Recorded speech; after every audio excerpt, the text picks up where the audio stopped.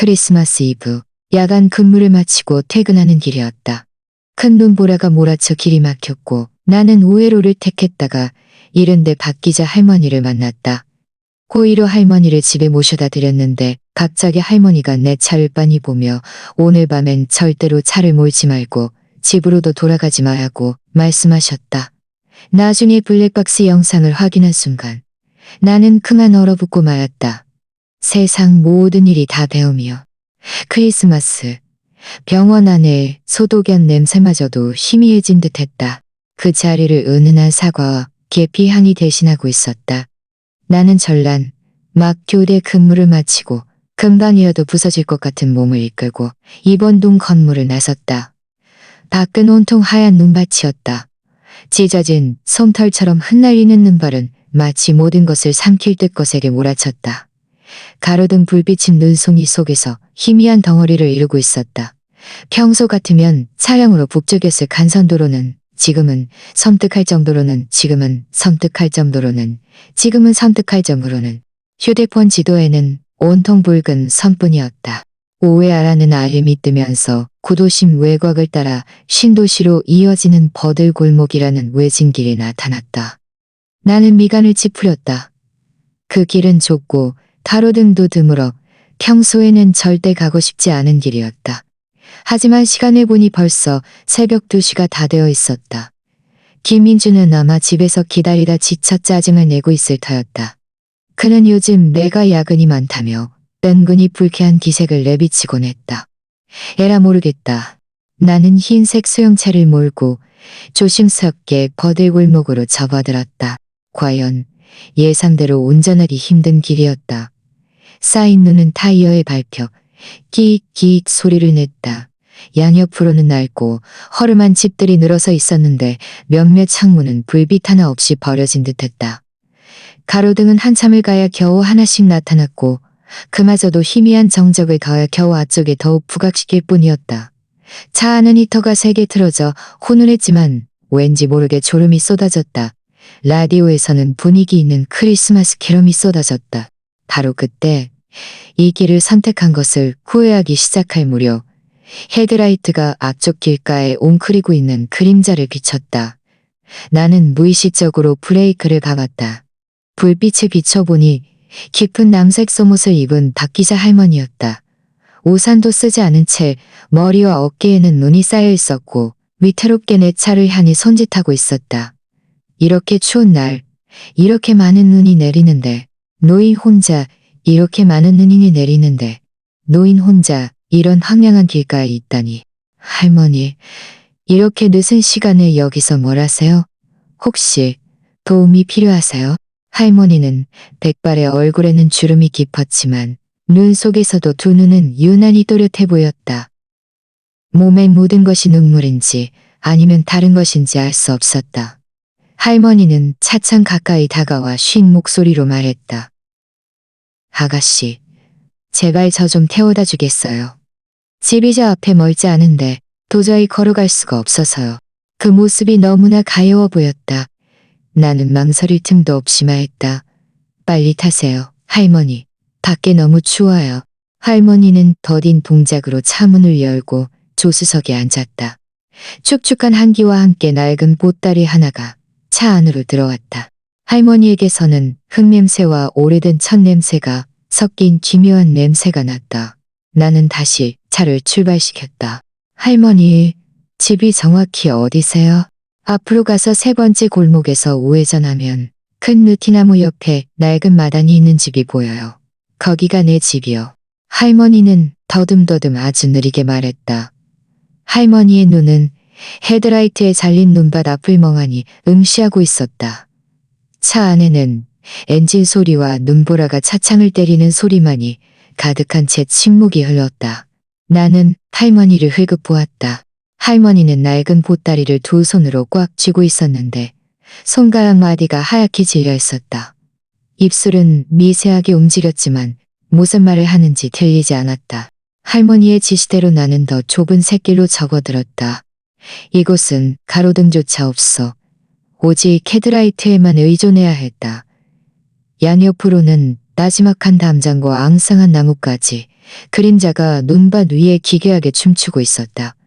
마침내 앙상한 가지를 들이운 그 큰 느티나무가 보였다. 나무 아래에는 과연 칠흑 같은 마당이 있는 집이 있었다. 대문은 반쯤 열려 있었고 안에서는 불빛 하나 새어나오지 않았다. 여기에요. 고마워요 아가씨. 할머니는 말하며 차문을 열려고 손을 뻗었다. 할머니가 차에서 내릴 때 몸이 휘청거리는 듯했다. 나는 황급히 물었다. 할머니, 혼자 사세요? 제가 안까지 모셔다 드릴까요? 아니요, 아니요. 할머니는 몸을 바로 세우고 뒤를 돌아섰다. 할머니의 시선은 갑자기 나를 스쳐 지나 차 앞부분에 꽂혔다. 그 눈빛은 순식간에 날카로워졌고 심지어 형언할 수 없는 경악이 서려 있었다. 눈송이가 할머니의 백발과 어깨에 내려앉았지만 할머니는 아무것도 느끼지 못하는 듯했다.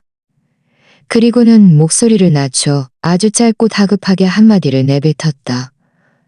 그 소리는 크지 않았지만 눈보라와 엔진 소리 사이에서 유난히 또렷하게 내 귀에 박혔다. 아가씨, 마음씨가 착하니 내 말 한마디만 들어줘요.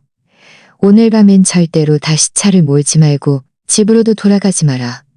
명심해, 절대로. 말을 마친 할머니는 내가 반응할 틈도 주지 않고 반쯤 열린 낡은 대문을 밀고 들어갔다. 할머니의 마른 몸집은 문 안의 어둠 속으로 순식간에 사라졌다. 대문만이 눈보라 속에서 끼익 하는 소리를 내며 천천히 닫혔다. 나는 운전석에 멍하니 앉아 한참을 정신 차리지 못했다. 무슨 뜻이지? 차를 몰지 말고 집으로도 돌아가지 말라니. 이 황량한 외딴 곳에서 차를 안 몰면 어떻게 떠나라는 거지? 집으로 안 가면 어디로 가라는 말이야? 박 기자 할머니의 눈빛과 어조는 농담 같지도 정신이 흐려진 것 같지도 않았다. 오히려 뭔가 끔찍한 것을 보고 내게 경고하는 듯했다. 발바닥부터 차가운 한기가 스물스물 올라왔다. 나는 할머니가 사라진 어둠을 바라봤다. 칠흑 같은 어둠은 마치 거대한 괴물이 입을 벌린 듯했다. 조용한 차 안에는 계기판의 희미한 불빛만이 보였다. 크리스마스 캐럴은 어느새 멈춰 있었고 라디오에서는 쉬익 하는 전류음만 흘러나왔다. 나는 몸을 세게 떨었다. 일단 여기서 벗어나자. 나는 기어를 바꾸고 차를 돌렸다. 타이어가 쌓인 눈을 받고 그 큰 느티나무와 칠흑 같은 마당을 벗어났다. 백미러 속에서 그 집은 빠르게 작아지며 끝없는 어둠과 눈 속에 녹아들었다. 마치 처음부터 존재하지 않았던 것처럼. 하지만 할머니의 그 말은 내 머릿속에서 계속해서 반복되었고 점점 더 크게 울려 퍼졌다. 절대로 다시 차를 몰지 말고 집으로도 돌아가지 마라. 마음이 알 수 없는 불안으로 술렁이기 시작했다. 나는 핸들을 꽉 쥐었다. 손끝이 차가웠다. 집으로 안 가면 어디로 가지? 김민준이 연락이 안 되면 더 화낼 텐데. 하지만 할머니의 그 눈빛. 홀린 듯이 나는 집 반연이 아닌 다른 쪽으로 차를 몰았다. 그쪽에는 24시간 영업하는 편의점이 있었다. 나는 일단 차를 세우고 정신을 차리기로 했다. 어쩌면 그저 괴팍한 노인네를 만난 것일 뿐이야. 나는 그렇게 스스로를 다독였다. 차를 편의점의 밝은 쇼윈도 밖에 세웠다. 눈은 여전히 펄펄 내리고 있었다. 앞유리에 푸스스 소리를 내며 떨어졌다가 와이퍼에 금방 닿게 나갔다. 나는 한숨을 쉬며 차 안에 앉아 편의점에서 새어나오는 따뜻한 불빛을 바라봤지만 마음은 조금도 따뜻해지지 않았다. 몇 분간 망설이다가 나는 심호흡을 하고 휴대폰을 꺼냈다. 안 돼? 무슨 일인지 알아봐야 해. 너는 블랙박스 영상을 재생했다. 블랙박스는 계속 켜져 있었으니 방금 전 모든 과정이 찍혔을 거야. 나는 약 15분 전으로 되감았다. 화면이 켜지고 차 앞쪽 풍경이 나타났다. 흩날리는 눈발, 희미한 가로등, 인기척 없는 좁은 길. 그리고 헤드라이트가 길가에 옹크린 남색 그림자를 비췄다. 나는 할머니가 차에 탈 때까지 조금 빨리 감았다. 할머니의 지시대로 운전하는 동안 화면은 안정적이었고 눈만 계속 내렸다. 느티나무와 마당에 도착했고 할머니가 차에서 내렸다. 할머니가 차에서 내려 몸을 바로 세우고 뒤를 돌아봤다. 바로 여기야. 나는 숨을 죽였다. 화면 속 할머니의 시선은 분명히 차 안을 넘어 블랙박스가 설치된 백미러 근처가 아닌 차 앞부분에 꽂혔다. 할머니 얼굴에 스치던 순간적인 경악은 고화질이 아닌 화면에서도 어렴풋이 느껴졌다. 그리고 할머니는 그 말을 했다. 그리고 할머니는 그 말을 했다. 그리고 할머니는 그렇게 또렷한 소리를 담지 못했지만 내가 한숨을 돌리려던 찰나 손가락에 무심코 진행 발을 스쳤다. 화면은 할머니가 차에 탄 직후 차가 주행 중인 구간으로 넘어갔다. 나는 무심하게 보고 있다가 갑자기 시선이 멈췄다. 화면 속 조수석에 앉은 할머니는 옆으로 얼굴을 돌려 창밖을 바라보고 있었다. 하지만 내 시선을 사로잡은 것은 할머니가 아니라 차 앞이 오른쪽 하단 가장자리였다. 내 심장이 쿵 하고 떨어졌다. 화면을 멈추고 확대했다.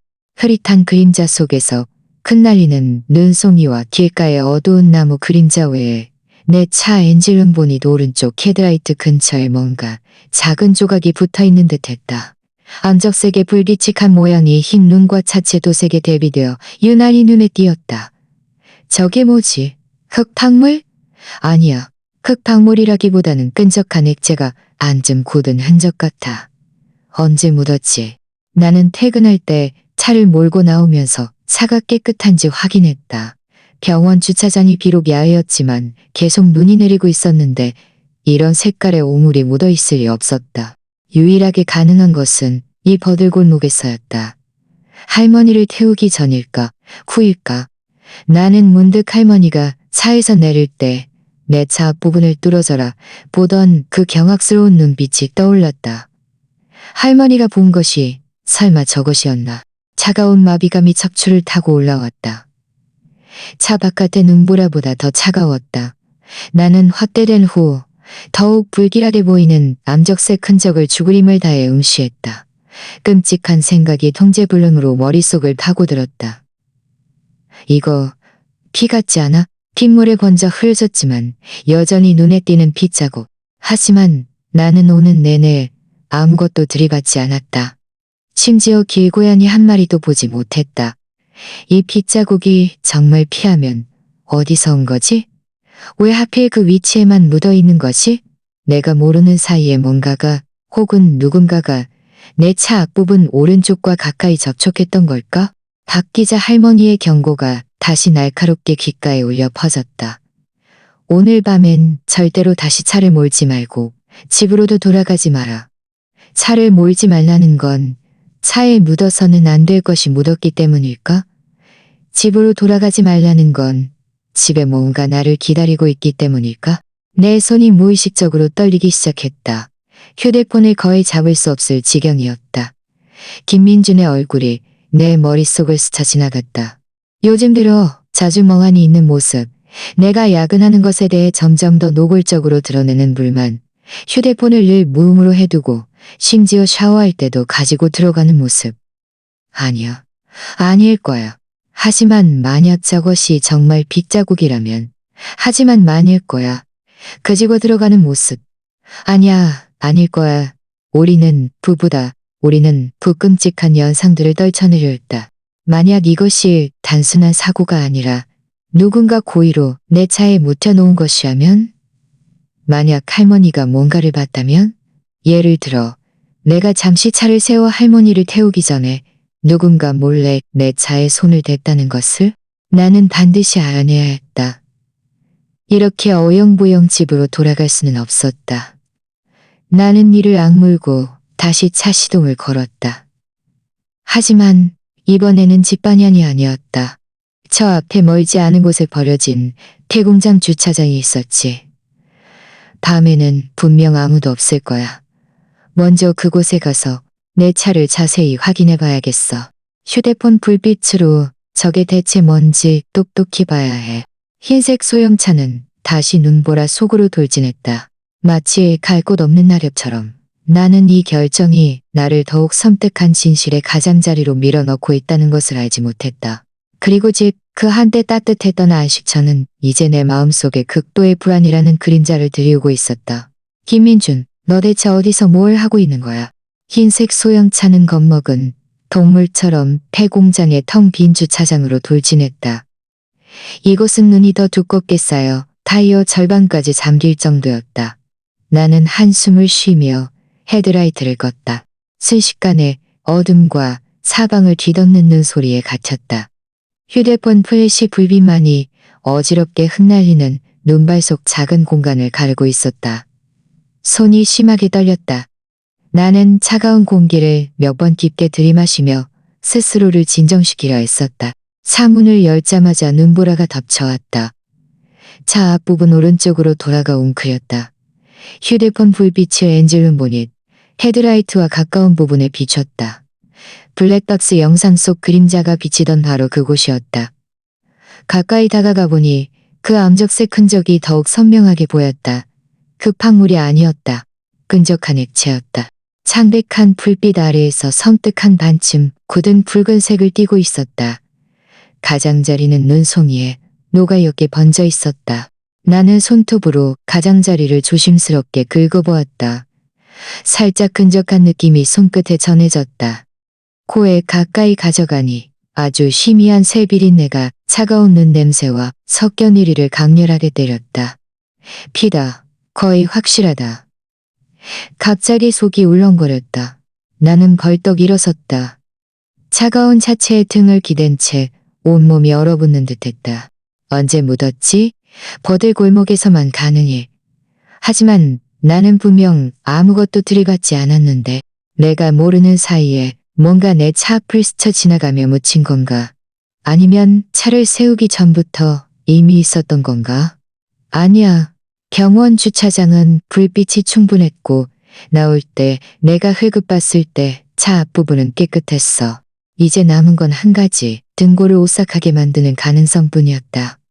내가 차를 세워 할머니를 태우기 전에 누군가 혹은 뭔가가 내 차 앞부분에 머물렀고 이 흔적을 남겼다는 것.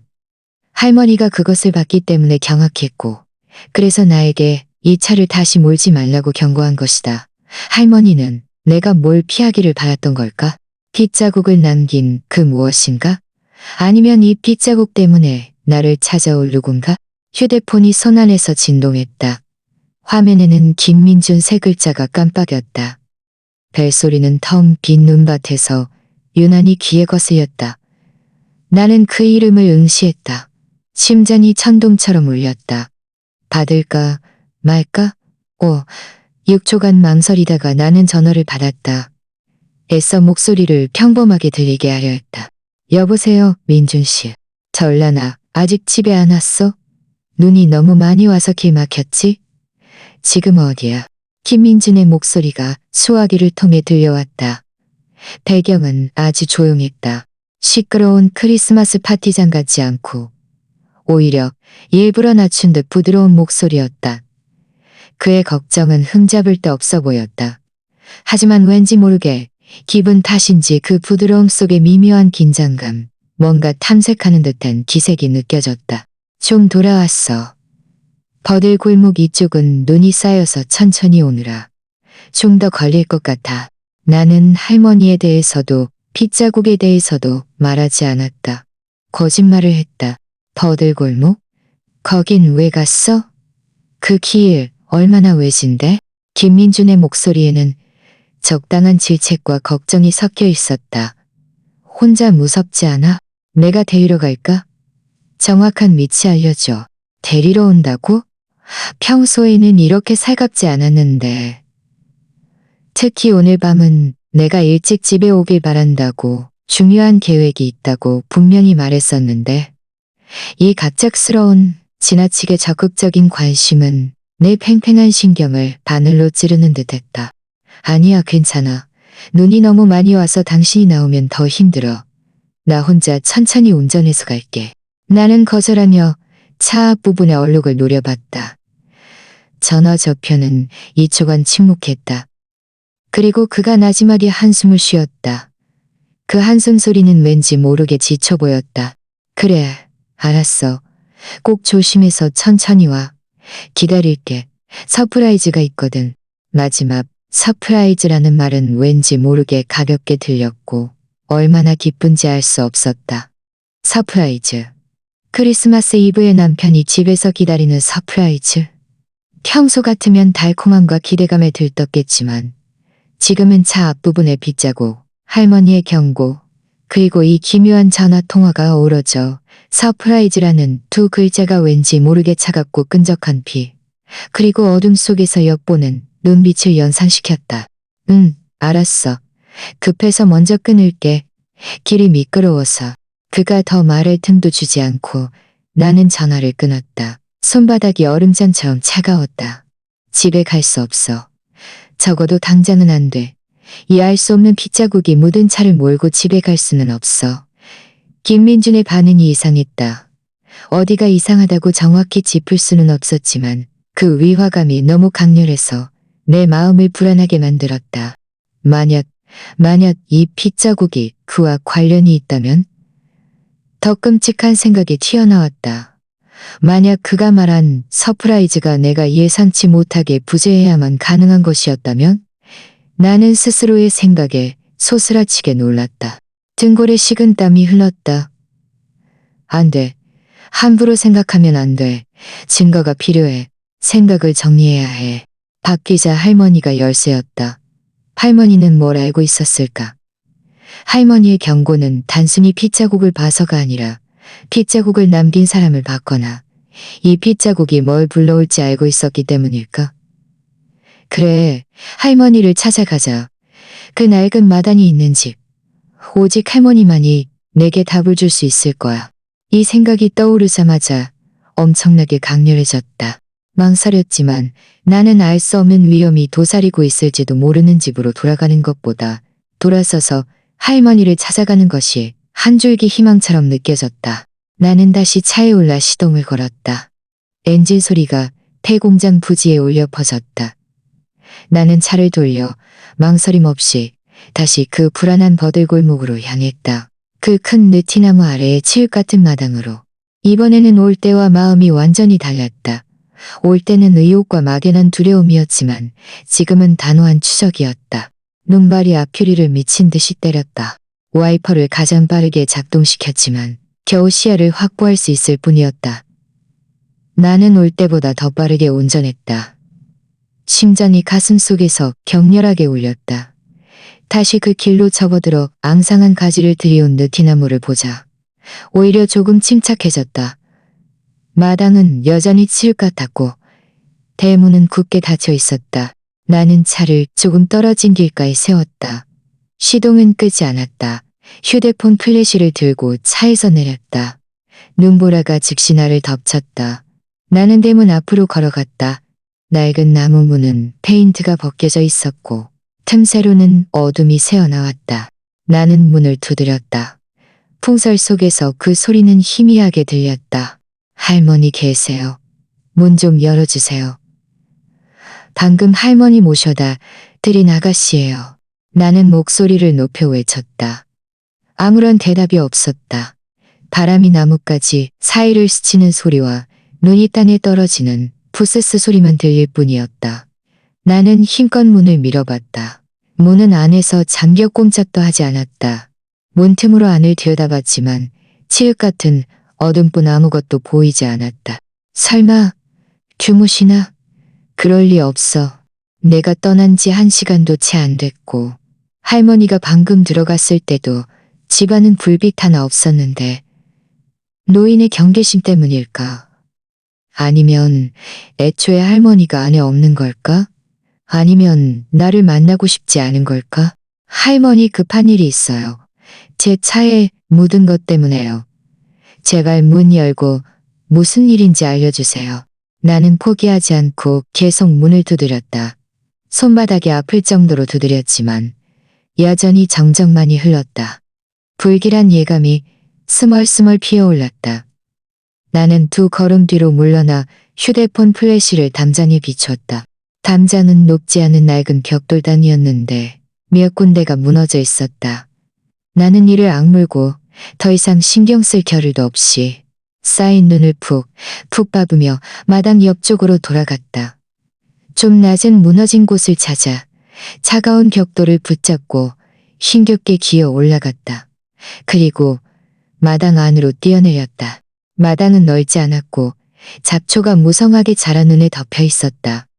정면에는 나지막한 낡은 기와집 새채가 있었는데 창문은 텅 비어 아무런 인기척도 느껴지지 않았다. 나는 휴대폰 플래시를 들고 안채 문을 비췄다. 문은 반쯤 열려 있었다. 할머니. 내 목소리는 텅 빈 마당에서 떨렸다. 나는 걸어가 끼익 소리를 내며 열리는 낡은 나무 문을 살며시 밀었다. 플래시의 불빛이 어둠을 가르며 방 안의 풍경을 비쳤다. 아무도 없었다. 단순히 사람이 없는 것이 아니라 아주 오랫동안 사람이 살지 않은 듯했다. 구석에는 낡은 가구들이 쌓여 있었고 벼 속에는 낡은 가구들이 쌓여 있었고 그 위에는 두꺼운 먼지와 거미줄이 덮여 있었다. 바닥은 흙바닥으로 차갑고 딱딱했다. 살아있는 사람이 거주하는 온기는 전혀 없었다. 하지만 1시간도 채 안 된 방금 전 나는 분명 할머니가 이 마당으로 들어와 이 문으로 들어가는 것을 두 눈으로 똑똑히 봤는데 할머니는 어디로 간 거지? 이 방은 도저히 사람이 살 수 있는 곳이 아니잖아. 설마 할머니가 들어온 뒤 다른 곳으로 나간 건가? 아니면 내가 본 것이 애초에. 차가운 한기가 발바닥부터 온몸으로 순식간에 퍼졌다.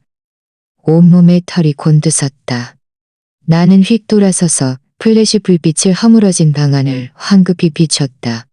불빛 속에서 먼지가 흩날릴 뿐 아무것도 없었다. 나 자신과 내 숨소리 외에는 죽음 같은 정적만이 감돌았다. 내가 너무 늦게 온 건가? 아니면 처음부터 이해할 수 없는 덫에 걸린 걸까? 안 돼. 여기 있으면 안 돼. 이곳은 너무 불길해. 나는 뒷걸음질쳐 문 밖으로 나섰다.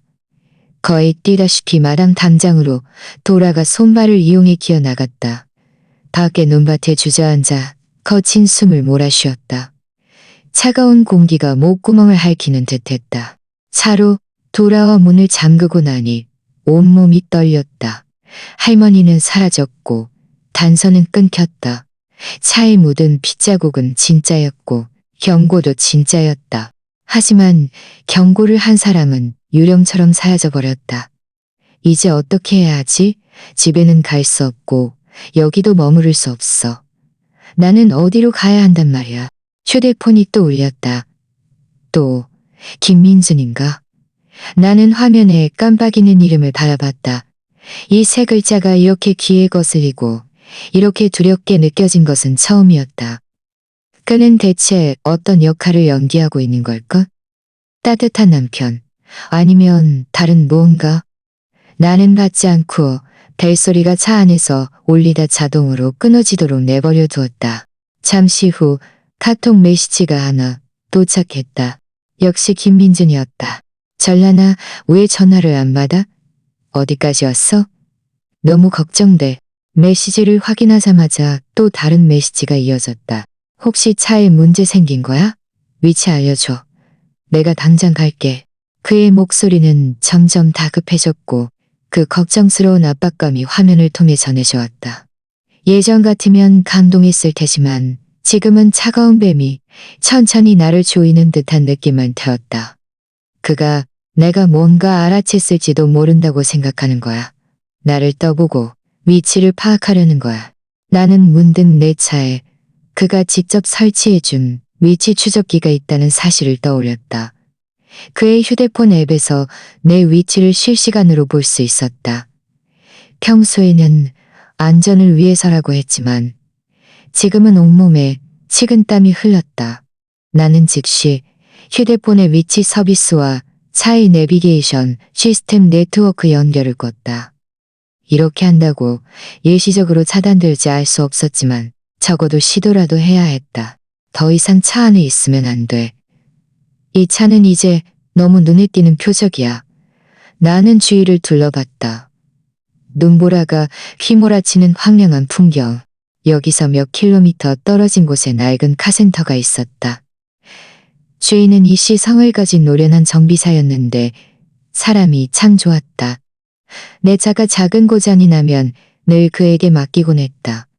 어쩌면 차를 몰래 그 카센터 뒤 골목에 세워두고 다른 곳에 숨어서 지켜볼 수 있을지도 몰라. 그래, 그렇게 하자. 적어도 이 사장님 가게 쪽은 사람이 있는 곳이니까. 외진 곳이긴 해도 여기보다는 안전해. 나는 차 시동을 걸고 느티나무를 떠났다. 이번에는 유난히 조심스럽게 운전했다. 수시로 백미러를 확인하며 뒤따라오는 차가 있는지 살폈다. 눈보라가 모든 흔적을 감췄다. 차를 카센터 뒤 골목의 그림자 속에 세우고 낡은 차덮개로 차 앞부분을 가렸다. 나는 발걸음을 재촉히 멀지 않은 곳에 불이 켜진 작은 여인숙을 향했다. 가진 현금으로 신분등록이 필요 없는 가장 저렴한 방을 잡았다.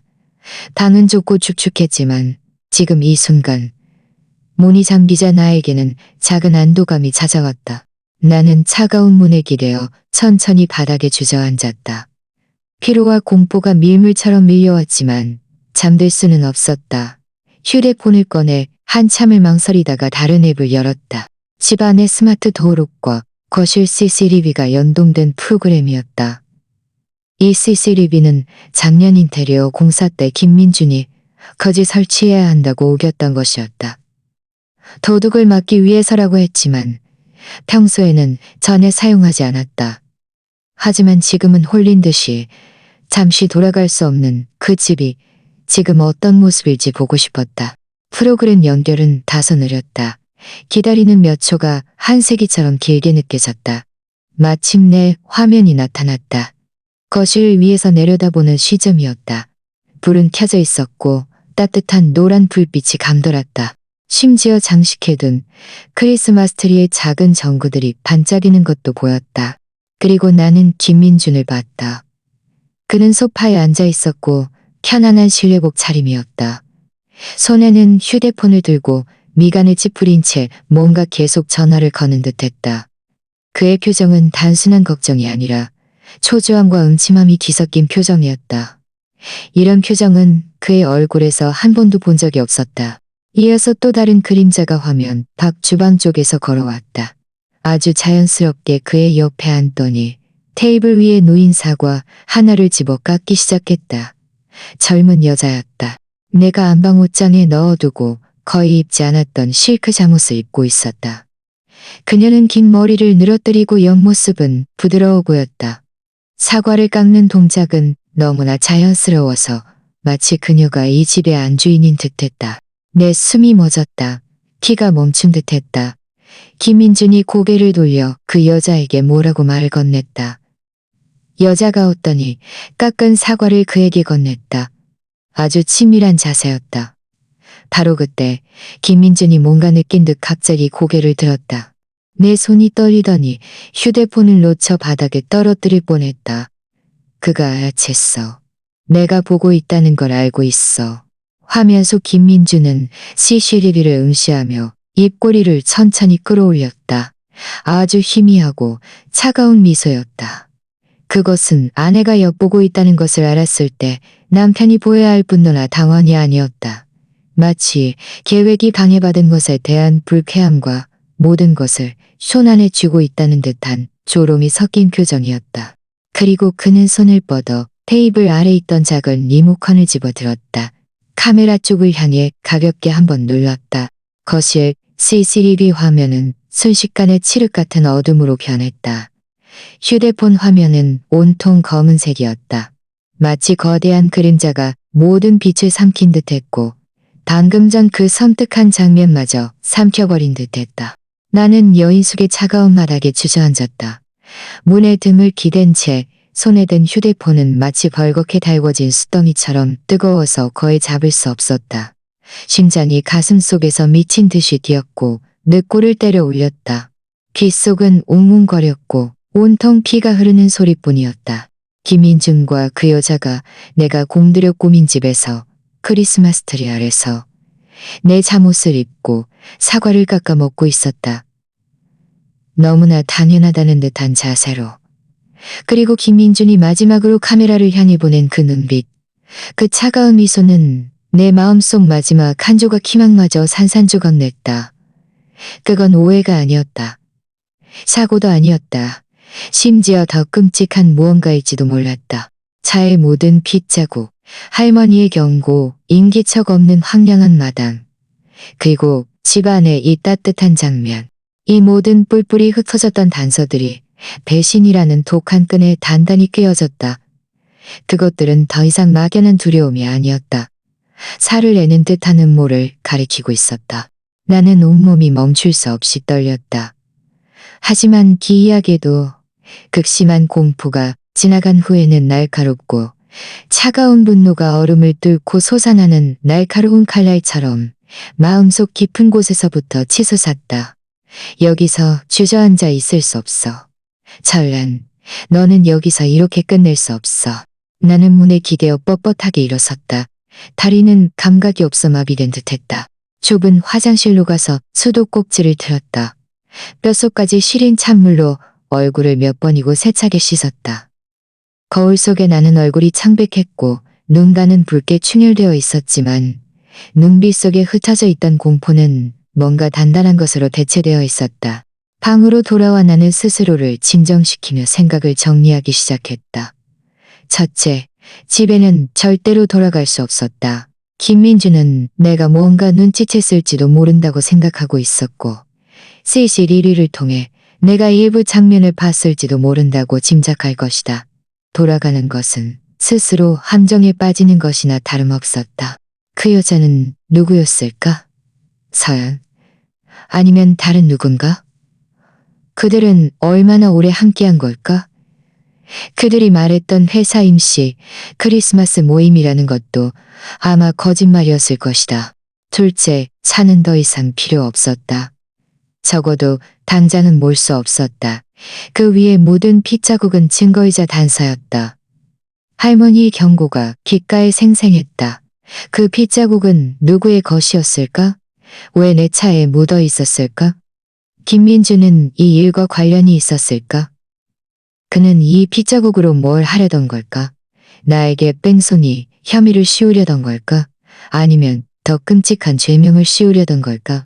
셋째, 박 기자 할머니가 열쇠였다. 할머니는 환영이 아니었다. 존재했다. 나에게 경고했다. 할머니는 분명 뭔가 내막을 알고 있을 것이다. 핏자국에 대해, 김민준에 대해, 심지어 3년 전 부모님을 돌아가시게 한 그 화재에 대해서도. 그 쪽지에 쓰여있던 불이라는 글자는 벌겋게 달궈진 쇠붙이처럼 내 기억 속에 박혀 있었다. 그 우발적인 사고로 결론 내려졌던 화재에 정말 다른 내막이 있었던. 김민주는 당시 아버지의 제자이자 회사에서 유능한 조수로서 모든 일을 처리하고 비통해하는 나를 위로하며 바쁘게 움직였다. 만약 그것이 사고가 아니었다면 끔찍한 추측이 나를 오싹하게 만들었다. 만약 부모님의 죽음이 사고가 아니었다면 가장 큰 수혜자는 누구였을까? 아버지의 작은 무역회사는 크지는 않았지만 상당한 자산을 가지고 있었다. 나는 외동딸이었다. 나는 외동딸이었다. 부모님이 돌아가신 후 나는 비통함에 잠겨 있었고 회사의 모든 것을 당시 남자친구였던 김민준에게 맡겼다. 나중에 우리가 결혼하면서 회사는 자연스럽게 그 예산은 자연스러움이 있어. 아니야. 지금은 깊이 생각하면 안 돼. 생각하다간 미쳐버릴 거야. 증거가 필요해. 살아야 해. 그들의 위선을 찢어발겨야 해. 나는 휴대폰을 들었다. 화면은 여전히 스마트홈 앱이 강제로 끊겼다는 알림창에 멈춰 있었다. 김민준이 원격으로 CCTV를 끌 수 있다는 것은 그가 늘 집을 감시하고 있었다는 뜻이었다. 내 휴대폰 위치는 꺼놨지만 그가 의심을 품으면 다른 방식으로 나를 찾아내는 것이 불가능하지 않을 것이다. 이 저렴한 여인 숲도 안전하지 않았다. 나는 떠나야 했다. 나는 재빨리 몇 가지 소지품을 챙겨 창가로 갔다. 낡은 커튼을 살짝 걷어 밖을 내다봤다. 눈은 좀 잦아들었지만 바닥에는 두껍게 쌓여 있었다. 길은 텅 비어 있었고 가끔 차 한 대가 느리게 지나갈 뿐이었다. 맞은편 카센터는 불이 꺼져 있었다. 내 차는 여전히 뒤쪽 골목에 숨겨져 있었고 아직까지는 이상한 점이 보이지 않았다. 정문으로 나갈 수는 없었다. 나는 여인숲 뒤편에 잡동사니가 쌓인 좁은 골목이 뒷길로 이어진다는 것을 확인했다. 모자와 목도리로 얼굴을 최대한 가리고 가방을 들고 조심스럽게 방문을 열었다. 복도는 불빛이 희미했고 고요했다. 나는 살금살금 계단 모퉁이에 있는 뒷문으로 갔다. 문 잠금쇠가 좀 낡아서 힘을 줘서야 겨우 열렸다. 몸을 빼내자 차가운 골목이었다. 쌓인 눈이 발목까지 덮였다. 나는 푹푹 눈을 감으며 뒷길로 걸어갔다. 차가운 바람이 칼날처럼 얼굴을 스쳤다. 이미 한밤중을 훌쩍 넘긴 시간, 거리는 더욱 적막했다. 나는 몸을 숨길 수 있으면서도 정보와 자원을 얻을 수 있는 곳이 필요했다. 문득 한 곳이 떠올랐다. 그곳에는 재개발을 앞둔 낡은 주거 지역이 있었는데 빈집이 많아 월세가 아주 저렴하고 사람들이 뒤섞여 유동성이 컸다. 더 중요한 것은 그곳에 내가 대학 시절 아르바이트를 했던 24시간 무인 북카페가 있다는 점이었다. 사장님은 괴팍하지만 마음씨는 나쁘지 않은 취팍하지만 마음씨는 나쁘지 않은 저비였다. 가끔 너무 늦게까지 일할 때는 최거지였다. 가끔 너무 늦게까지 일할 때 걔까지 일을 붙이게 해주곤 했다. 그곳에는 창고의 낡은 소파에서 좋은 생각이었다. 나는 길가에서 야간 택시를 잡아탔다. 낡은 도서관에서 2블록 떨어진 곳의 주소를 불렀다. 기사 아저씨가 댄미러로 나를 흘금 보더니 한밤중에 혼자 나선 내가 좀 이상하다고 생각하는 듯했지만 더 이상 묻지 않았다. 더 이상 묻지 않았다. 차는 고요한 눈밭 위를 달렸다. 나는 절대 가만히 당하고 있지 않을 거야. 나는 절대 가만히 당하고 있지 않을 거야. 마음은 조금씩 가라앉았고 동시에 조금씩 단단해졌다. 목적지에 도착하자 나는 돈을 내고 차에서 내렸다. 택시가 멀어지는 것을 보고 다시 10여 분을 걸었다. 재개발을 앞둔 낡은 동네로 접어들자 가로등이 많이 고장나 불빛이 깜빡였다. 많은 창문이 칠흑 같았고 벽에는 커다란 틀자가 쓰여 있었다. 기억을 더듬어 옛 시간이라는 이름의 무인 북카페를 찾아냈다. 간판은 아주 낡았지만 안에서는 따뜻한 불빛이 새어나왔다. 유리문을 밀고 들어가자 맑은 책 냄새와 커피 향이 뒤섞여 카운터 뒤에서는 최할아버지가 돋보기를 쓴 채 낡은 스탠드 불빛 아래서 두꺼운 고서를 수리하고 있었다. 문소리를 듣고 고개를 들더니 백발의 눈썹을 실룩이며 나를 한참 동안 찡그린 눈으로 바라봤다. 그리고는 망설이다가 말했다. 설라니? 나는 목도리를 벗어 얼굴을 드러내고 애써 웃어 보였지만 아마 우는 것보다 더 못나 보였을 것이다. 최 할아버지는 손에 든 책과 도구를 내려놓고 나를 위아래로 훑어봤다. 미간을 찌푸렸다. 이 계집애 꼴이 이게 뭐야? 한밤중에 무슨 일 있었어? 그의 목소리는 아주 낮았지만 어른 특유의 걱정과 경계심이 담겨 있었다. 나는 마음이 울컥해 눈물이 쏟아질 뻔했다. 이 차가운 밤에 마침내 누군가 나를 계산적인 시선이 아닌 평범한 시선으로 바라봐 주었다. 하지만 나는 꾹 참았다. 지금은 나약해질 때가 아니었다. 최 할아버지, 제가 좀 곤란한 일이 생겨서요. 당분간 갈 곳이 없는데 여기서 며칠만 묵을 수 있을까요? 창고 소파라도 괜찮아요. 돈은 드릴게요. 내 목소리는 다급하고 간절했다. 최 할아버지는 나를 몇 초간 응시했다. 흐릿한 눈동자에 뭔가 깨달음이 스쳐 지나갔다. 그는 더 이상 묻지 않고 그저 손을 휘저었다. 돈 얘기는 하지 마라. 창고는 예전 그 자리다. 알아서 가거라.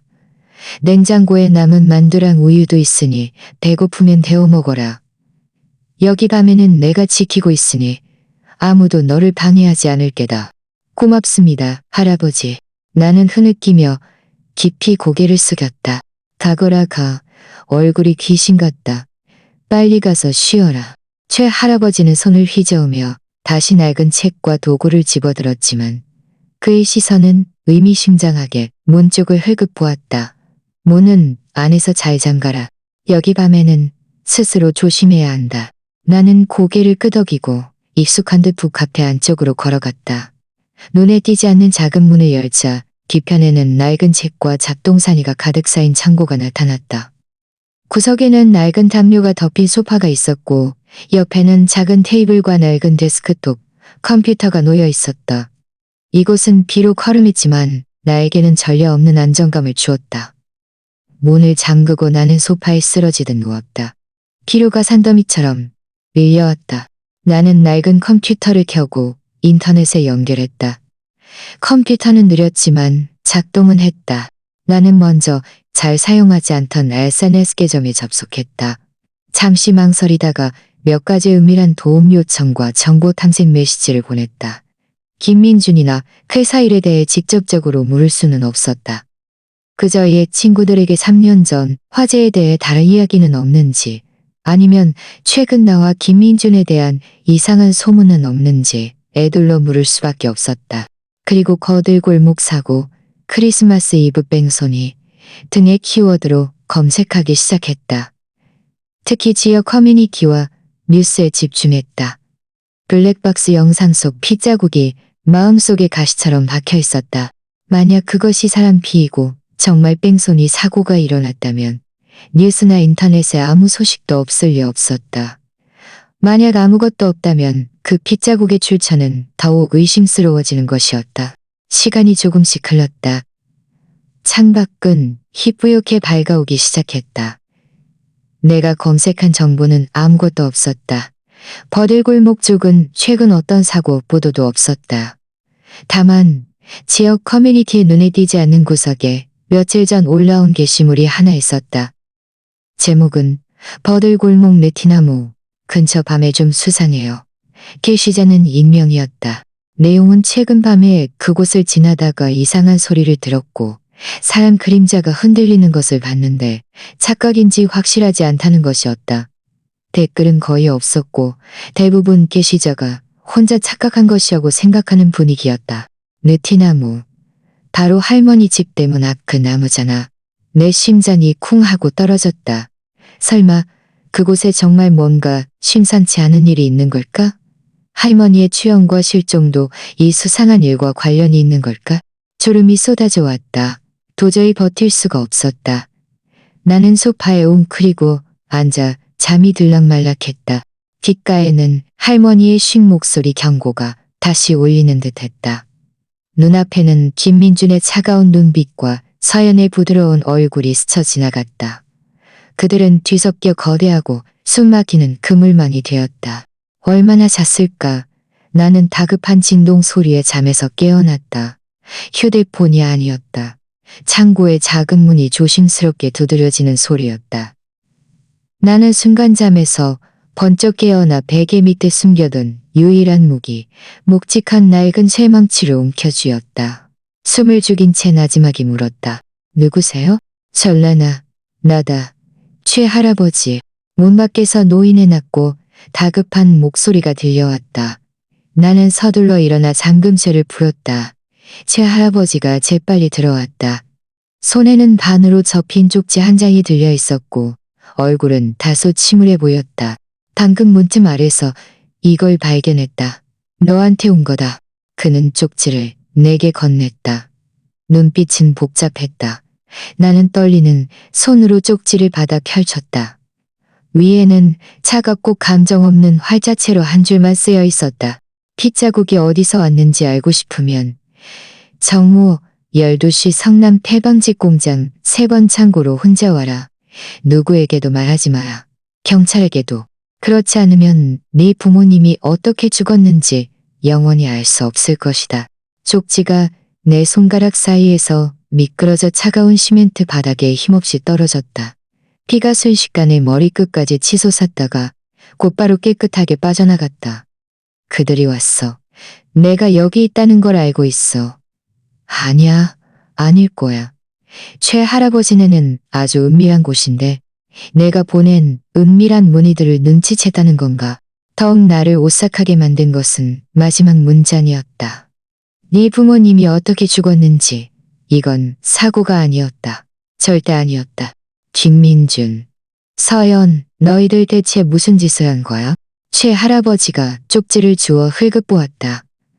백발의 눈썹이 엉켰다. 전란아, 이거. 그는 걱정스러운 눈으로 나를 바라봤다. 나는 아랫입술을 꽉 깨물었다. 입안에 피비린내가 퍼질 때까지. 두려움은 여전히 있었지만 그 차가운 분노는 더욱 단단한 것으로 변해 있었다. 나는 몸을 굽혀 천천히 그 쪽지를 주었다. 손 안에 꽉 쥐고 구겨버렸다. 최 할아버지. 나는 고개를 들었다.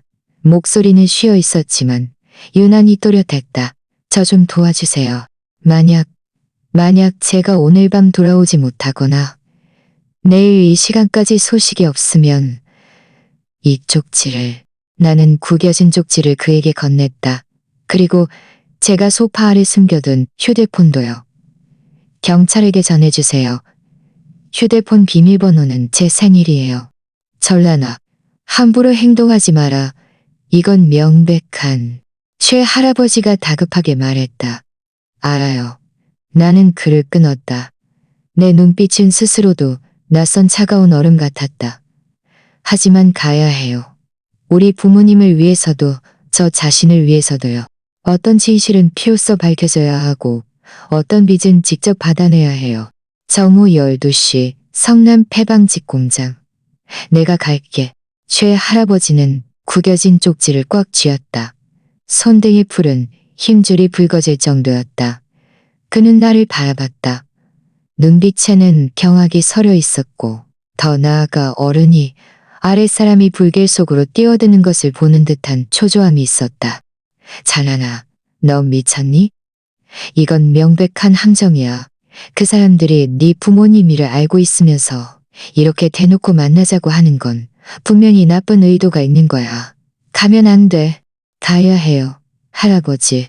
나는 내 목소리가 너무나 침착해서 스스로도 섬뜩할 정도였다. 머릿속에 혼란스러운 공포, 슬픔, 배신의 아픔은 지금 그 쪽지의 차가운 글귀에 얼어붙어 단호한 결의로 응축되어 있었다. 그들이 우리 엄마 아빠의 죽음을 언급했어. 이건 김민준의 외도 같은 단순한 문제가 아니야. 내가 가지 않으면 평생이 미스터리 속에 갇혀 살게 될 거야. 나는 심지어 입꼬리를 당겨 웃으려고. 게다가 그들이 여기까지 와서 쪽지를 끼워 넣을 정도라면 내 행방이 그렇게 은밀하지 않다는 뜻이야. 숨는다고 피할 수 있는 게 아니야. 최 할아버지는 입을 열었다가 결국 깊은 한숨을 내쉬었다. 쪽지를 다시 내 손에 쥐어주고는 어수선한 창고 안을 뒤적이기 시작했다. 잠시 후 그는 내게 낡은 손바닥만한 금속 케이스 녹음기와 작지만 아주 날카로워 보이는 다기능 칼을 꺼냈다. 녹음기는 아직 쓸만하다. 배터리도 충전되어 있고 칼은 호신용으로 가지고 있어야 부디 쓸 일이 없기를 바란다. 그는 또 품속에서 작고 낡은 폴더폰을 꺼내 내게 억지로 쥐어주었다. 이것도 가지고 가거라. 내 전화번호만 저장되어 있다. 정말 어쩔 수 없을 때 어떻게 해야 할지 알지? 나는 그 물건들을 받았다. 묵직한 것이 마치 어떤 무거운 부탁과 힘을 넘겨받는 듯했다. 고맙습니다, 할아버지. 고마워할 것 없다. 최 할아버지는 손을 휘저었다. 백발이 희미한 불빛 아래서 약간 흐트러져 있었다. 정오 12시. 아직 몇 시간 남았다. 네 얼굴은 귀신 같다. 지금은 아무것도 생각하지 말고 잠깐 눈이라도 붙여라. 나는 밖에 나가볼 겸 그의 눈빛이 번뜩였다. 성남 그쪽 상황도 좀 알아봐 줄게. 그곳은 몇 년 동안 버려진 곳이라 온갖 사람들이 드나들지만 그래도 오래된 주민들은 뭔가 묵은 이야기를 알지도 모른다. 나는 거절하지 않았다. 지금 내 상태로는 무리하면 오히려 일을 그르칠 뿐이라는 것을 알고 있었다. 낡은 소파에 누웠다. 몸은 극도로 피곤했지만 머릿속은 유난히 맑았다. 마치 과열된 기계처럼 웅웅거렸다. 차 앞부분의 빗자국, 할머니의 경고, 김민준과 서연의 친밀한 모습, 그리고 쪽지에 쓰인 그 섬뜩한 글귀가 계속해서 반복 재생되었다. 부모님이 불에 타 돌아가신 참혹한 모습. 지난 세월 동안 나는 감히 자세히 생각조차 하지 못했지만 지금은 너무나 선명하게 떠올랐다. 휘발유 타는 냄새가 뒤섞여 코끝을 스쳤다. 혼미한 잠 속에서 얼마나 지났을까. 최 할아버지의 가벼운 노크 소리에 잠에서 깨어났다. 그는 김이 모락모락 나는 뜨거울 라면 한 그릇과 물 한 병을 가져왔다. 먹어야 쉼이 날 게다. 그의 표정은 전보다 더 침울해 보였다. 목소리를 낮춰 말했다. 내가 옛 동네 사람들에게 물어봤다. 성남 방직 공장, 특히 3번 창고는 좀 수상하다고 하더구나. 몇 년 전에 사고가 있었다더군. 내부 철도단이 싸우다 사람이 죽고 피바다가 됐다고. 나중에 공장이 문 닫고 땅 소유권 문제로 계속 버려져 있었다더군. 평소에는 목숨 아까운 줄 모르는 노숙자들이나 불장난하는 어린애들 말고는 그는 말을 멈췄다가 목소리를 더 낮췄다. 최근에 낯선 얼굴들이 그 근처를 어슬렁거리는 것을 봤다는 사람도 있더구나. 동네 사람 같지 않고 좋은 차를 타고 다니는데 행동이 수상하다고. 낯선 얼굴? 좋은 차? 김민준? 아니면 서연? 아니면 그들 뒤에 있는 누군가? 나는 묵묵히 라면을 다 먹었다. 음식에서 오는 따뜻함이 뼛속까지 시린 한기를 조금이나마 몰아냈다. 시간을 보니 오전 10시 반. 이제 움직여야 할 때였다. 나는 녹음기를 켜서 배터리가 충분한지 확인했다. 속옷 안쪽, 가슴 가까운 주머니에 숨겼다. 닭이는 칼은 손에 쥐었다. 차가운 금속의 감촉이 나를 조금 안심시켰다. 최 할아버지가 준 폴더폰도 챙겼다. 최 할아버지가 찾아준 낡은 외투와 바지로 갈아입었다. 회색 털모자를 쓰고 긴 머리를 안으로 넣었다. 그리고 목도리를 둘렀다. 창고 안에 깨진 거울에 비춰봤다. 거울 속에 나는 눈빛이 차분했고 모든 것을 포기한 듯한 결의가 서리 있었다. 스스로도 거의 알아보지 못할 정도였다. 최 할아버지, 저 갈게요. 나는 심호흡을 했다. 잠깐. 최 할아버지가 나를 불러 세웠다. 카운터 아래에서 낡은 신문지에 쌓인 작은 물건을 꺼내 내게 건넸다. 이것도 가지고 가거라. 낡은 물건이지만 그 칼보다 더 무서울 게다. 나는 신문지를 펼쳤다. 안에는 묵직한 쇠막대기가 들어있었다. 한쪽 끝은 날카롭게 갈려 있었고 낡은 기계에서 뜯어낸 듯 녹과 기름때가 묻어 있었지만 뾰족한 끝은 차가운 빛을 번뜨렸다. 조심해라. 최 할아버지는 마지막으로 당부했다. 그의 눈에는 걱정이 가득했다. 상황이 안 좋으면 목숨이 먼저다. 유비무환이니라. 나는 고개를 끄덕이고 쇠막대기를 넉넉한 외투 안쪽에 넣었다. 몸을 돌려 북카페의 뒷문을 열고 나섰다. 택시를 타지 않고 나는 걸어서 갔다. 일부러 몇 번이나 빙빙 돌았고 중간에 옷을 한 번 갈아입었다. 외투를 뒤집어 입고 모자도 다른 것으로 바꿨다. 마지막으로 폐광직 공장에서 2정거장 떨어진 곳에서 내려 걸어갔다. 길을 걷는 내내 신경을 곤두세우고 모든 골목과 혹시 뒤따라올지 모르는 차들을 살폈다. 눈보라는 멈췄지만 하늘은 여전히 흐렸다. 회색 구름이 낮게 깔려 있었다. 길가에 쌓인 눈은 녹아내려 밟을 때마다 뽀드득 소리를 냈다. 더욱 섬뜩한 분위기를 더했다. 폐광직 공장은 생각보다 훨씬 더 황폐했다. 녹슨 철문은 비스듬히 기울어져 있었고 담장은 대부분 무너져 있었다. 안에는 몇 채의 회색빛 허물어진 공장 건물이 서 있었고 창문은 깨져 있었다. 거대한 괴물의 뼈대 같았다. 땅에는 잡초가 무성하게 자라 눈에 반쯤 덮여 있었고 누런 밑동이 드러나 있었다. 죽음 같은 정적만이 감돌았고 바람이 부서진 창틀 사이를 스치는 윙윙 소리만 들린. 나는 멀리 떨어진 허물어진 담장 뒤에 숨어 10분 넘게 관찰했다. 사람 그림자도 보이지 않았고 아무 소리도 들리지 않았다. 시계 초침이 12시를 조금씩 향해 갔다. 심장이 가슴속에서 묵직하게 뛰었다. 더 이상 기다릴 수 없어. 나는 주머니 속 다기는 칼을 꽉 쥐었다. 다른 손은 옷대리를 눌렀다. 몸을 웅크리고 허물어진 건물 잔해들을 이용해 천천히 공장 안으로 들어갔다. 3번 창고는 찾기 어려웠다. 공장 부지 깊숙한 곳에 있는 비교적 독립된 더 큰 건물이었다. 벽에는 낡은 붉은 페인트로 커다랗게 3번 창고라고 쓰여 있었다. 창고의 거대한 문은 반쯤 열려 있었고 그 안은 끝없이 깊은 어둠을 드러내고 있었다. 문 앞공터에 쌓인 눈에는 누군가 새로 갚고 지나간 흔적이 있었다. 어지럽게 뒤섞여 한 사람 이상이 다녀간 것 같았다. 나는 숨을 죽이고 소리 없이 문틈으로 바짝 다가가 안을 들여다봤다. 안은 불빛이 아주 어두웠다. 높은 곳에 있는 몇몇 깨진 창문으로 희미한 햇빛이 새어들어와 공기 중에 흩날리는 먼지를 비출 뿐이었다. 거대한 공간 안에는 버려진 방직기와 낡은 천 조각들이 가득 쌓여 있었다. 그림자가 흔들렸다. 창고 중앙 비교적 넓은 공간에는 3사람이 서 있었다.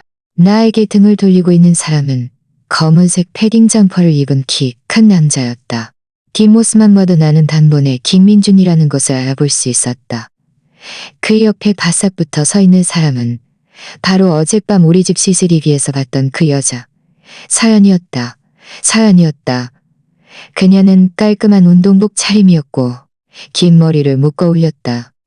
옆모습은 희미한 불빛 속에서도 여전히 부드러웠지만 지금은 감출 수 없는 긴장감과 감출 수 없는 긴장감과 흥분 긴장감과 그들 맞은편에는 키가 크지 않은 남자가 서 있었다. 그는 더러운 야전 점퍼를 걸치고 있었고 모자를 깊이 눌러 써서 얼굴을 볼 수 없었다. 목을 움츠리고 있었고 손에는 불룩한 검은 비닐봉투를 들고 있었다. 김민준에게 허리 굽혀 아첨하며 뭔가 말하는 듯했다. 김영님, 걱정 마세요. 물건은 다 깔끔하게 처리했습니다. 흔적 하나 안 남게 확실히 했습니다. 그 할머니 쪽도 잘 처리했습니다. 그 아들 레미가 도박빚이 많아서 뭘 말해야 하고 뭘 말하지 말아야 할지 잘 아는 눈치입니다. 야전 점퍼를 입은 남자의 목소리에는 시장통의 비굴함과 아첨이 섞여 있었다. 김민주는 아무 말 없이 그저 고개를 살짝 끄덕였다. 서연이 얕게 웃었다. 그 소리는 텅 빈 창고에서 유난히 또렷하게 들렸다. 이철수 씨, 당신 일 처리하는 건 저희도 당연히 미쳐. 잔금은 이미 당신 계좌로 입금했습니다. 어젯밤 일은 절대 없었던 일입니다. 그 하얀 소형차도 당신은 한 번도 본 적 없는 겁니다. 하얀 소형차, 내 차잖아. 피가 순식간에 머리끝까지 치솟았다. 역시 그들이었어. 차에 묻은 피도 역시 그들과 관련이 있었어. 이 이철수라는 사람이 바로 물건과 흔적을 처리하는 사람이었군. 할머니는 역시 내막을 알고 있었어. 그들이 도박빚으로 협박해서 입을 다물게 한 거였어. 그럼 어젯밤 나에게 경고한 건 양심의 가책을 느껴 위험을 무릅쓰고 나를 일깨워준 거였나? 네, 서연 아가씨 말씀이 맞습니다. 본 적 없습니다. 절대로 본 적 없습니다. 이철수는 허둥지둥 고개를 끄덕이며 손에 든 검은 비닐봉투를 앞으로 내밀었다. 이건 그 할머니가 돌려준 보따리입니다. 이것 말고는 아무것도 가져간 게 없다고 합니다. 그제야 김민준이 입을 열었다. 그의 목소리는 내가 익히 알던 부드러운 목소리였지만 지금은 얼음처럼 차가웠다. 확실히 빠진 건 없어. 특히 그 물건 말이야. 확실합니다. 이철수는 가슴을 치며 맹세했다. 낡은 옷까지 몇 벌이랑 오래된 사진들 뿐입니다. 다른 건 없습니다. 서연이 손을 뻗어 비닐봉투를 받아들고 대충 뒤적였다. 이내 역겹다는 듯 미간을 찌푸리더니 김민준에게 건넸다. 김민준은 보지도 않고 옆에 쌓인 폐자재 더미 위로 던져버렸다. 됐어. 가봐. 당분간 성남을 떠나서 몸이나 피해 있어. 김민준이 무심하게 말했다. 네, 지명님. 서연 아가씨. 고맙습니다. 이철수는 사면을 받은 듯 털이 굽혀 아첨하더니 몸을 돌려 문 쪽으로 걸어가려 했다. 바로 지금이야. 내 심장이 미친 듯이 뛰었다. 더 이상 기다릴 수 없어. 이철수가 떠나면 가장 중요한 증인을 잃는 거야. 나는 숨어있던 곳에서 맹렬히 뛰쳐나왔다. 동시에 가슴에 숨겨둔 녹음기의 녹음 버튼을 눌렀다. 큰 소리로 외쳤다. 김민준, 서연. 창고 안의 세 사람은 갑작스러운 소리에 놀라 휙 뒤를 돌아봤다. 김민주는 나를 보고 눈동자가 급격히 수축했다. 얼굴에는 믿을 수 없다는 듯한 경악이 스쳐 지나갔지만 이내 빠르게 음침함으로 바뀌었다. 서연은 흡 하고 낮은 비명을 지르며 김민준 뒤로 숨었다. 전란아, 네가 어떻게? 김민준이 한 걸음 앞으로 다가오며 평소에 부드럽고 걱정스러운 표정을 되찾으려 했었지만 그의 눈빛 속 차가움과 경계심이 그의 진짜 속마음을 드러냈다. 내가 어떻게 여길 찾았냐고? 나는 비웃으며 손에 든 폴더폰을 들어 올렸다. 화면에는 최 할아버지의 전화번호가 떠 있었다. 나는 엄지손가락을 통화 버튼 위에 둔 채 말했다. 당신들이 그렇게 알고 싶어 하잖아? 그럼 먼저 말해봐. 내 차 앞부분에 묻은 피는 어디서 온 거야? 당신들이 이철수한테 뭘 처리하라고 시킨 거야? 어젯밤 버들골목에서 대체 무슨 일이 있었던 거야? 내 목소리는 텅 빈 창고에 울려 퍼졌다. 스스로도 알아차리지 못할 날카로움과 떨림이 있었지만 그보다 더 강한 것은 모든 것을 내던지는 듯한 절기였다. 이철수는 상황이 심상치 않다는 것을 눈치채고 눈동자를 굴리더니 발밑을 미끄러지듯 빠져나가려 했다. 설아, 나는 으르렁거렸다. 다른 손으로는 묵직하고 날카로운 쇠막대기를 꺼내 그들을 향해 겨눴다. 오늘 아무도 못 가. 다 말해. 우리 엄마 아빠 죽음도 당신들과 관련이 있는 거야. 전란아, 진정해. 내 말 좀 들어봐. 김민준이 나를 달래려 하며 천천히 내게 다가왔다. 하지만 그의 눈빛은 옆에 있는 서연에게 신호를 보내고 있었다. 변명? 좋아. 나는 한 걸음씩 뒤로 물러나 그와 거리를 유지했다. 새막대기를 더 꽉 쥐었다. 먼저 말해봐. 어젯밤 회사 모임이 있다고 했는데 왜 이 여자랑 집에서 같이 있었어? 너희들 대체 뭘 꾸미고 있는 거야? 차에 묻은 피는 너희들 짓이야? 너희들이 이걸 이용해서 나한테 뭘 덮어씌우려고 한 거야? 말해봐. 서연은 김민준 뒤에 숨어 있다가 고개를 내밀었다. 얼굴에는 이미 부드러움은 사라지고 날카로움과 당황만이 남아있었다. 전란 씨, 무슨 미친 소리를 하는 거야? 민준 씨는 당신 걱정 때문에. 닥쳐. 여기는 네가 말할 차례가 아니야. 나는 그를 향해 맹렬히 노려봤다. 밤새 억눌렸던 분노와 칭호가 터져나왔다. 서연, 내 잠옷 입고 내 집에서 주인 행세하니 그렇게 좋았어? 너희들 같은 길 같은 것들은 내가 전란을 죽은 사람 취급하는 줄 알아? 김민준의 얼굴은 완전히 굳어버렸다.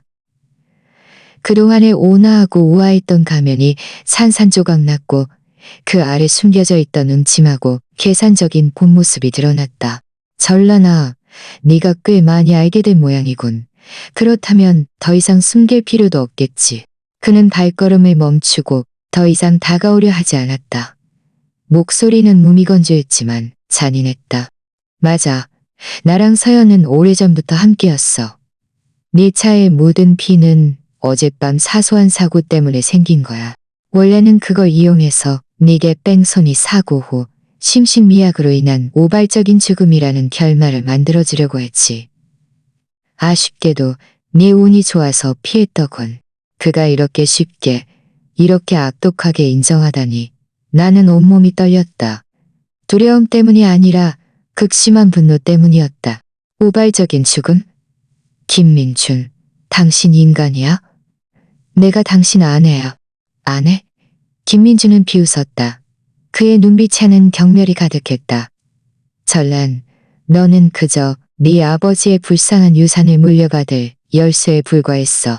네 아버지, 그 고집불통 늙은이는 회사 핵심 자산을 내게 넘겨주려 하지 않았고 심지어 내 장부에 문제가 있다고 의심했지. 그리고 너 하루 종일 도둑 잡듯이 나를 감시했잖아. 그들이 죽지 않으면 내가 어떻게 순조롭게 회사를 물려받고 서연이랑 함께할 수 있었겠어? 그 불은 그들 스스로 부주의했던 탓으로 돌릴 수밖에. 짐작은 했었지만 직접 그의 입으로 듣자 나는 마치 벼락을 맞은 듯했다. 눈앞이 캄캄해지며 거의 서 있을 힘조차 없었다. 엄마 아빠가 정말 그에게 살해당한 거야? 회사를 위해서? 이 간악한 서연을 위해서? 너 말이야 전란. 김민준의 눈빛이 독사처럼 나를 훑었다. 원래는 몇 년 더 살려두고 조용히 인형처럼 살게 하려고 했지. 그런데 네 아버지가 죽기 전에 뭔가 눈치챘는지 네 어머니에게 몰래 뭘 남겨줬더군. 네 어머니에게 몰래 뭘 남겨줬더군. 네 어머니 그 멍청한 여자는 숨기는 것도 어찌나 철저한지 우리가 한참을 찾아도 찾을 수가 없었어. 하지만 괜찮아. 네가 죽기만 하면 네가 유일한 상속인이니 네 명의 모든 것 네가 유일한 상속인이니 눈도 많이 오고 길도 외진 곳이라 사고를 조작하기 쉬웠거든. 아쉽게도 쓸데없는 노인네가 불쑥 나타나 일을 망쳤지만 그렇구나. 모든 것이 계산된 것이었어. 나에게 접근한 것부터 결혼, 부모님 살해, 그리고 이제 나까지 해치려 하는 것까지. 이 얼마나 간악한 김민준인가. 이 얼마나 치밀하게 계획된 살인극인가. 분노가 이성을 불태울 지경이었다. 나는 이를 악물었다. 입안에 피비린내가 퍼졌다. 그 물건이 뭔데? 어디에 있는데? 우리도 정말 알고 싶어. 서연이 말을 닫았다. 목소리는 더 이상 부드럽지 않고 탐욕스러웠다. 그 늙은이들이 어찌나 꽁꽁 숨겨놨는지. 하지만 당신만 해결되면 우리도 언젠가는 천천히 찾을 시간이 생기겠지. 원래는 뺑소니 사고의 압력으로 당신을 무너뜨리거나 사고를 조작하려고 했는데 네가 스스로 찾아와 주다니 잘 됐어. 그는 말하며 작은 가방에서 차가운 빛을 번뜩이는 단검을 꺼냈다. 김민준도 천천히 허리춤에서 산단봉을 꺼내 찰칵 소리를 내며 펼쳤다. 이철수는 이 광경에 이미 혼비백산해 문 쪽으로 슬그머니 기어가 도망치야 했다. 이철수. 김민준이 뒤돌아보지도 않고 차갑게 외쳤다. 그를 막아. 그렇지 않으면 어젯밤 네가 저지른 더러운 짓을 내가 내일 당장 경찰 책상 위에 올려놓을 거라고 장담한다. 이철수의 몸이 굳었다. 얼굴에 갈등의 빛이 스쳤지만 결국 두려움은 단호함으로 바뀌었다. 그는 몸을 돌려 야전 점퍼 안에서 렌치를 꺼내 들고 나와 창고 대문 사이에 가로막고 섰다.